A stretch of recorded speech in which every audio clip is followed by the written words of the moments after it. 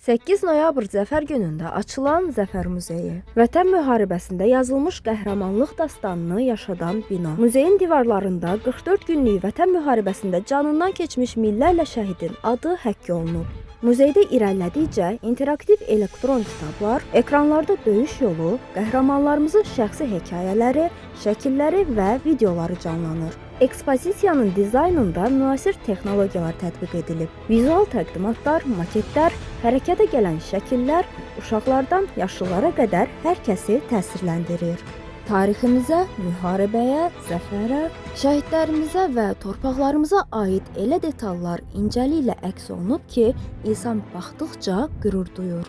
Zəfər Muzeyi təkcə keçmişin xatirəsini deyil, xalqın iradəsini və əbədi zəfər ruhunu əks etdirən məkandır. 9-11 noyabr tarixlərində muzeyə giriş ödənişsizdir. Daha sonraki günlərdə isə muzeyə giriş üçün biletlərin qiyməti məktəb yaşlı uşaqlar üçün ödənişsiz, tələbələr üçün 1 manat, böyüklər üçün isə 5 manat təşkil edir. Şəhid ailələri, müharibə iştirakçıları, hərbi qulluqçular və 1-ci, 2-ci qrup əlilliyi olan vətəndaşların muzeyə girişi ödənişsizdir.